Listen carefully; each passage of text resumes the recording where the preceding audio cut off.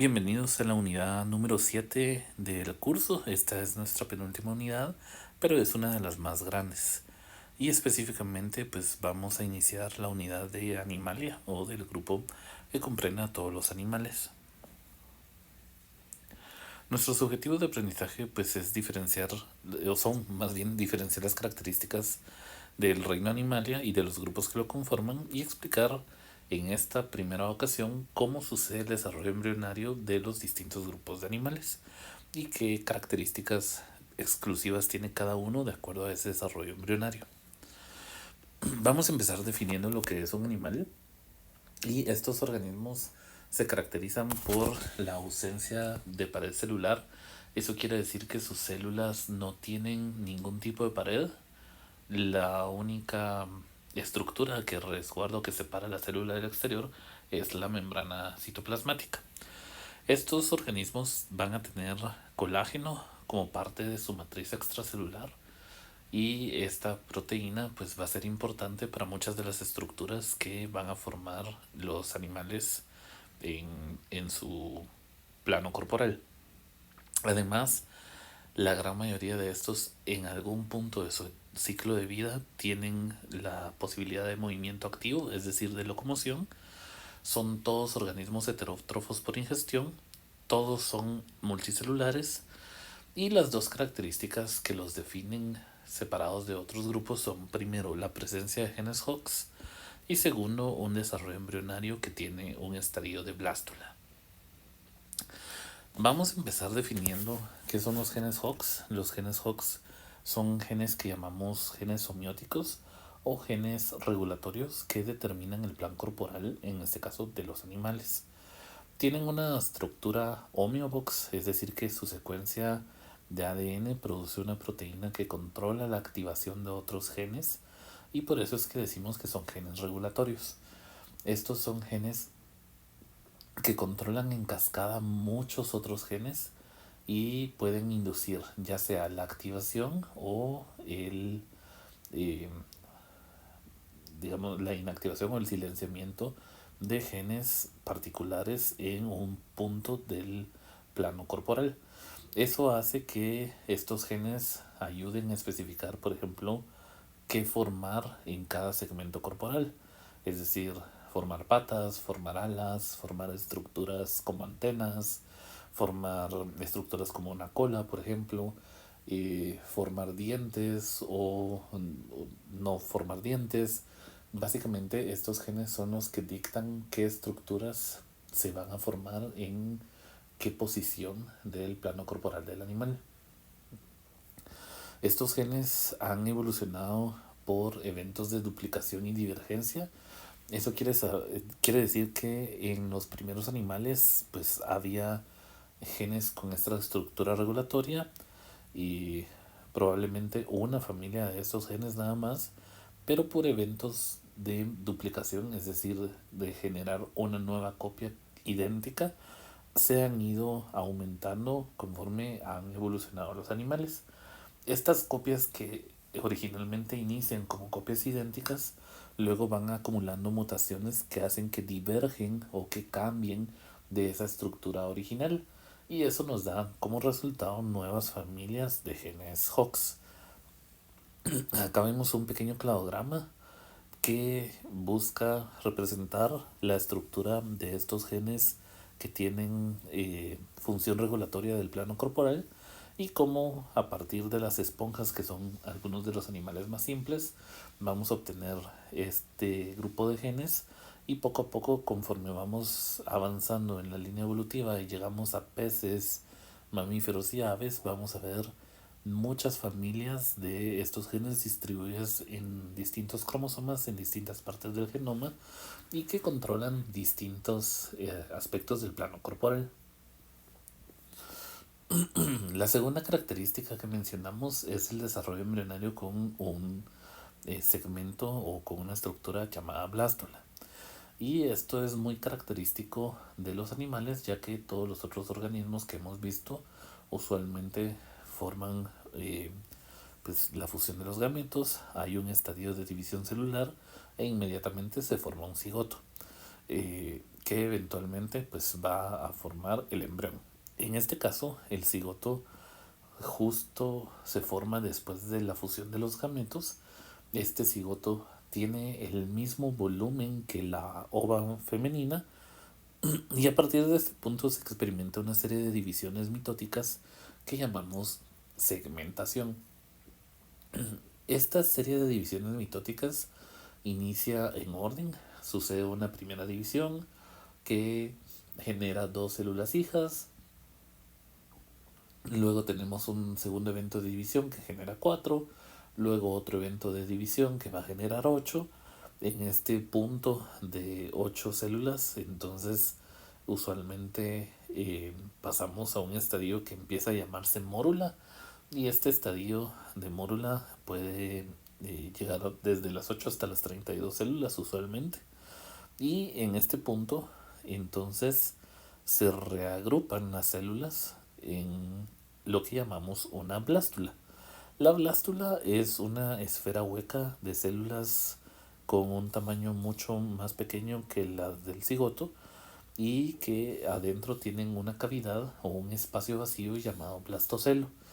Esta cavidad es también característica de los animales y vamos a ver que la blástula tiene exactamente el mismo volumen que el cigoto original, porque al momento de dividirse en la serie de segmentación o de divisiones mitóticas, el citoplasma de ese cigoto original simplemente se está dividiendo generando células más pequeñas, pero no vamos a cambiar o aumentar el contenido citoplasmático.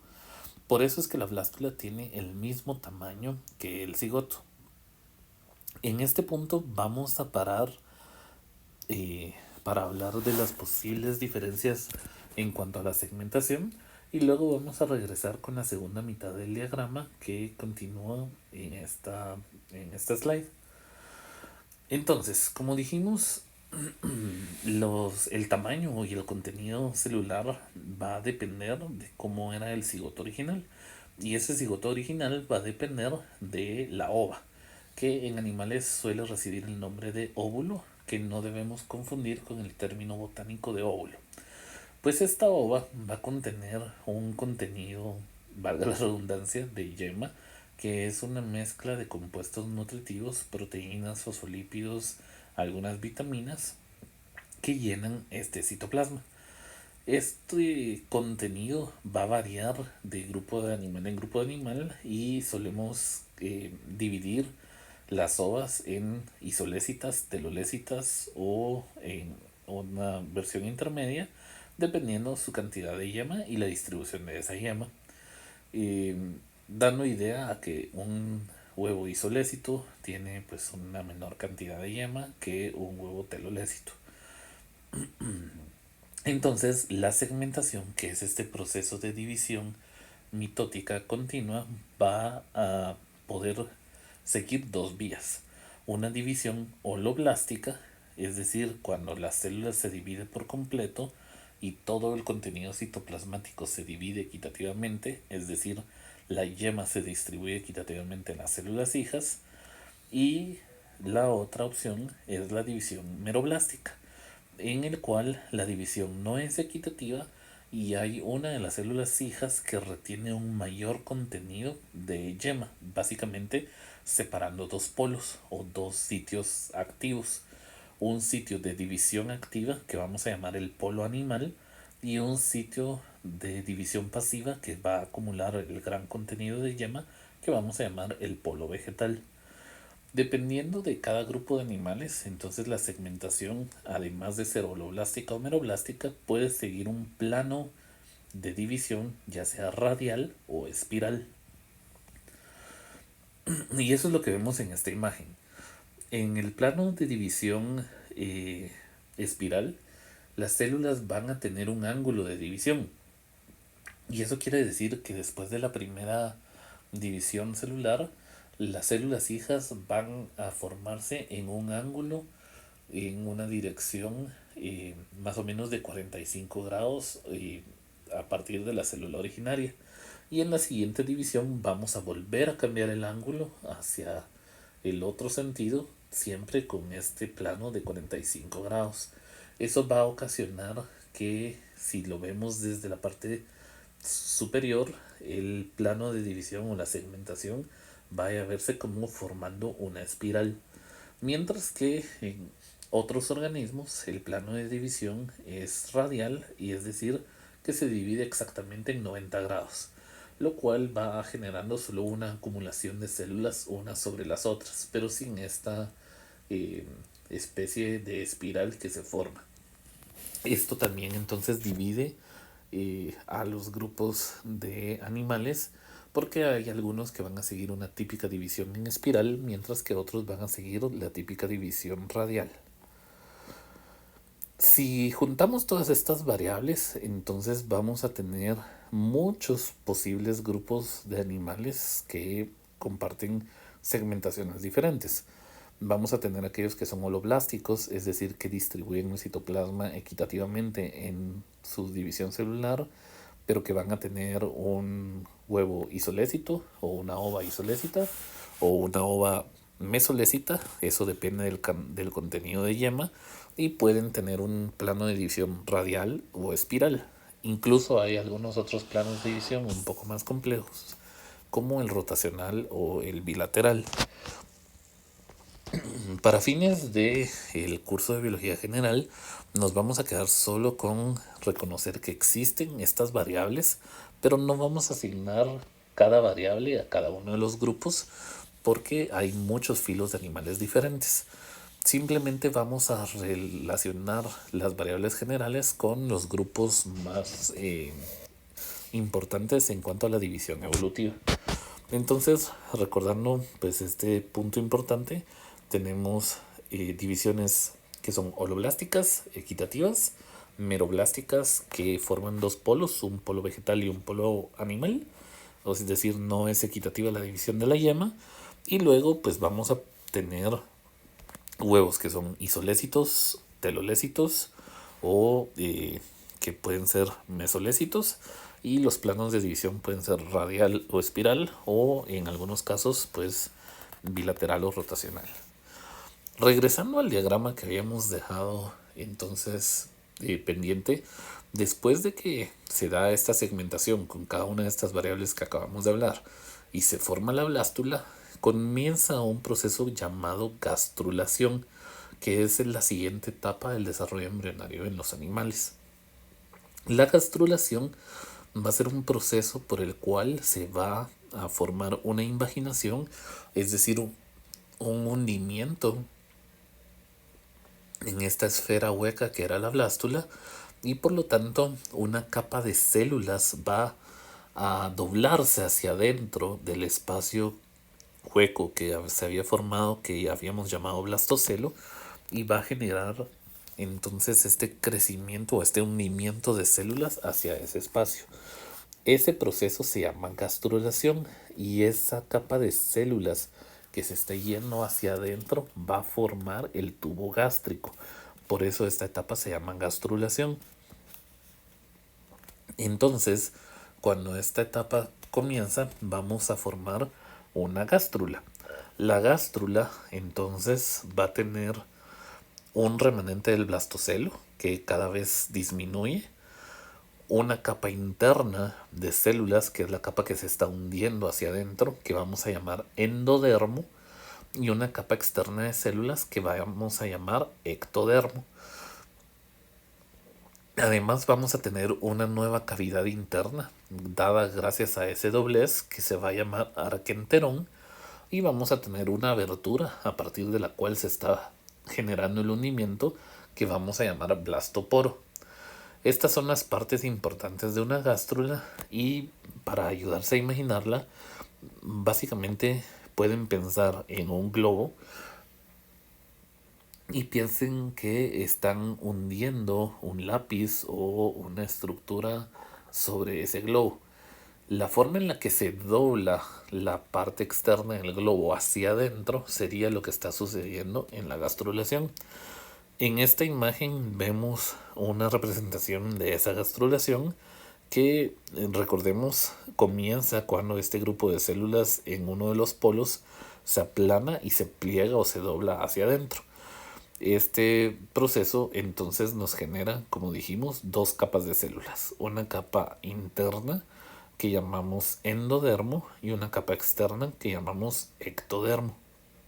Hay una nueva cavidad que llamamos arquenterón y la cavidad original, que era el blastocelo, comienza a desaparecer porque este tubo gástrico formado por el endodermo y el arquenterón están ocupando ese espacio previo. Y por lo tanto tenemos un blastoporo, que es la abertura donde se está dando ese hundimiento. En esta imagen entonces la letra A denota el ectodermo, la letra B denota el blastocelo, la letra C el arquenterón, la letra D el endodermo y la letra E el blastoporo. Esta forma de división o de generación de las estructuras internas y externas va a ser lo que va a permitir que los animales obtengan mayor complejidad en su plano de división corporal, ya que esto va a dar la posibilidad de generar un tercer grupo o una tercera capa de tejido que diferencia a animales diblásticos con solo dos capas de tejido embrionario, es decir, endodermo y ectodermo, de animales triblásticos que van a tener esta tercera capa. Esta tercera capa, entonces, que es el mesodermo, va a permitir recubrir parte de esa cavidad que están formándose y va a generar entonces una nueva cavidad en todo el cuerpo, en todo en todo el plano corporal del animal. Esa cavidad va a recibir el nombre de celoma. Entonces vamos por partes. Dijimos que en este punto hay una separación entre organismos que solo tienen las dos capas de tejido embrionario y organismos que forman esta tercera capa, el mesodermo. La diferencia es que, por ejemplo, cuando hablamos de endodermo, los típicos tejidos que derivan del endodermo son los tejidos que generan los órganos internos como el páncreas, los pulmones y por supuesto pues el tubo gástrico. Mientras que cuando hablamos de ectodermo hablamos de tejidos como la piel, como el sistema nervioso y como los ojos. Son tejidos que se forman desde la capa externa hacia pues las estructuras como por ejemplo del tubo neural que pues regresan hacia la parte interna. Y el mesodermo, que solo aparece en algunos de estos animales, va a generar todo el tejido musculoso, por ejemplo los músculos lisos y estriados, va a generar el músculo esquelético y el músculo cardíaco. Va a generar también el tejido sanguíneo o lo que va a generar un sistema circulatorio. Y esto gracias a que entonces ese mesodermo va a generar un celoma. Un celoma es una cavidad que tiene un recubrimiento de mesodermo en cada una de las superficies o de los extremos de esa cavidad y por lo tanto es único de animales triblásticos. En nuestro caso, esa cavidad celómica es la cavidad en la cual están los órganos internos, por ejemplo, en nuestra cavidad abdominal o en nuestra cavidad torácica. En nuestro caso, la cavidad torácica y la abdominal están separados por lo que es el diafragma, pero como vemos en la imagen, si hiciéramos un corte transversal, tendríamos el tubo gástrico, el tejido gástrico conectado con, por ejemplo, el páncreas y los pulmones, que son derivados del endodermo, son tejidos internos y alrededor de esos tejidos hay un espacio que llamamos el espacio celómico. Ese espacio permite organizar y acomodar estos tejidos sin que colapsen unos contra los otros. Eso le da mayor organización, compartimentalización y pues le da complejidad a los animales porque estos órganos no están colapsando unos contra los otros. Y en la parte más externa pues vemos la piel y el sistema nervioso que derivan del ectodermo.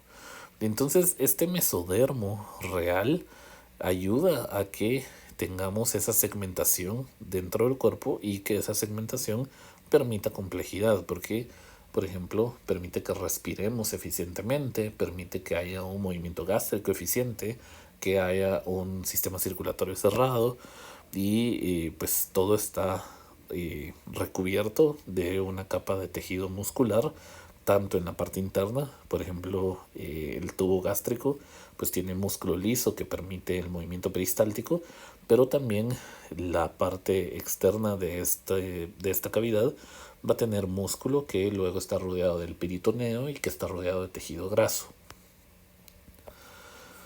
Esta cavidad celómica, entonces, como les dije, en nuestro cuerpo está separada en tres partes: la abdominal, la torácica y la parte de la cabeza.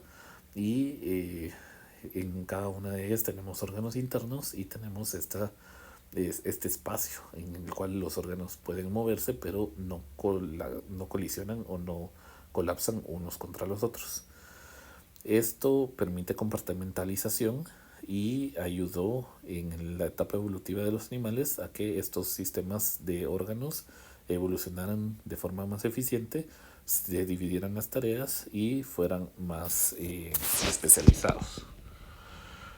Pero no todos los animales tienen una verdadera cavidad celómica derivada de estos tres tejidos.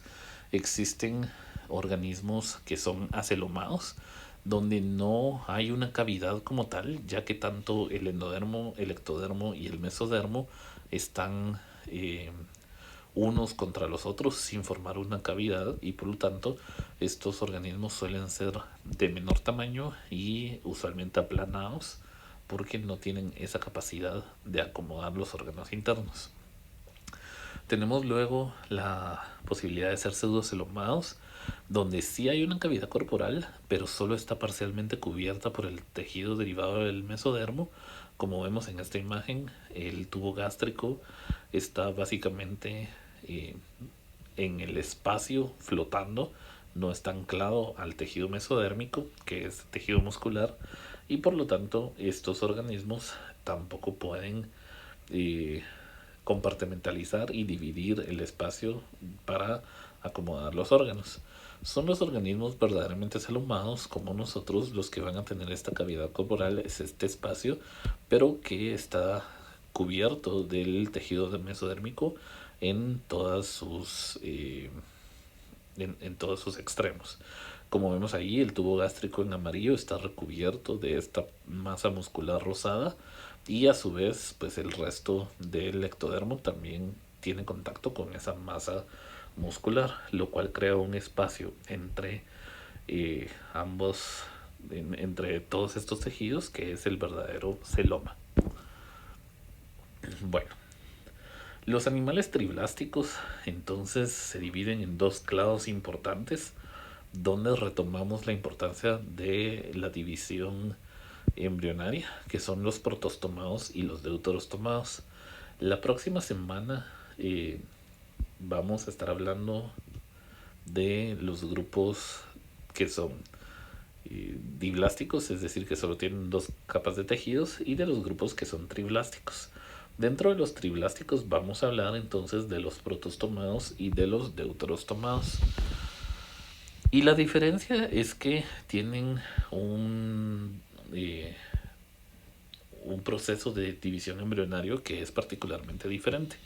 Los protostomados van a tener un plano de división en espiral, mientras que los deuterostomados van a tener un plano de división radial.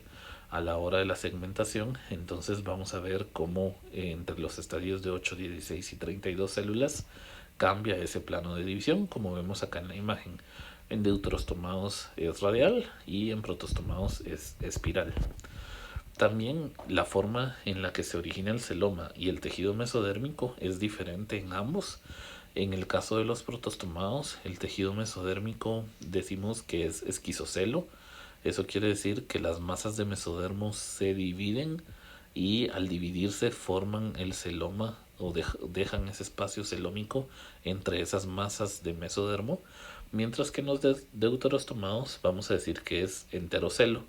Eso quiere decir que el arquenterón, es decir, parte del tubo gástrico, se dobla para formar el espacio que origina el celoma. Entonces, en uno simplemente se divide del mesodermo y en el otro es como una prolongación o una doblez del arquenterón. Esa es la diferencia.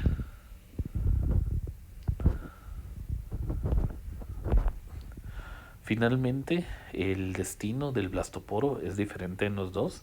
En los protostomados, el blastoporo va a formar la boca y el ano se forma secundariamente, mientras que en los deuterostomados primero se forma el ano a partir del blastoporo y la boca se forma secundariamente cuando termina el proceso de formación del tubo gástrico. Eso quiere decir que esta estructura pues también cambia entre protostomados y deuterostomados. Entonces, si comparamos las tres características, pues en protostomados vamos a tener un plano de división en espiral. El celoma se va a formar de forma esquizocela por división de las masas de mesodermo que se forman alrededor del blastoporo, y el blastoporo va a generar la boca. En deuterostomados el plano de división es radial. El celoma se forma a partir del enterocelo, es decir, como pliegues del arquenterón que van a formar el mesodermo y el espacio celómico, y el blastoporo forma el ano. Finalmente, entre estos dos también hay diferencia en cuanto a la determinación de sus células embrionarias. Eso quiere decir que en protostomados el desarrollo es determinado. Eso significa que cada una de las células desde esta etapa temprana de división ya tiene un destino, es decir, que está diferenciada para formar un tipo de tejido específicamente o una parte corporal, mientras que en los deuterostomados el desarrollo es indeterminado. Eso quiere decir que las células no están preprogramadas para formar ninguna estructura y es más adelante en la etapa de desarrollo que se van a especializar para formar alguna estructura en particular. Eso quiere decir que en los deuterostomados cada una de las células, o blastómero como le llamamos, es totipotente y puede técnicamente crear un organismo independiente, mientras que en los protostomados esto no es posible. Por eso es que solo en deuterostomados, como nosotros los humanos, vamos a encontrar casos de gemelos que son idénticos, porque en la idea de los gemelos idénticos, en esta etapa de desarrollo temprano, se separan las células y van a seguir su etapa de división, generando otro individuo que es completamente igual genéticamente. Pero en el caso de los protostomados, si separamos una célula, generaríamos un animal incompleto y probablemente causaríamos la muerte del embrión. Con esto terminamos esta primera parte que, como les dije, tenía el fin de introducirnos a las diferencias en cuanto a desarrollo embrionario, porque ya cuando veamos cada uno de los grupos, pues vamos a traer a colación algunas de estas características.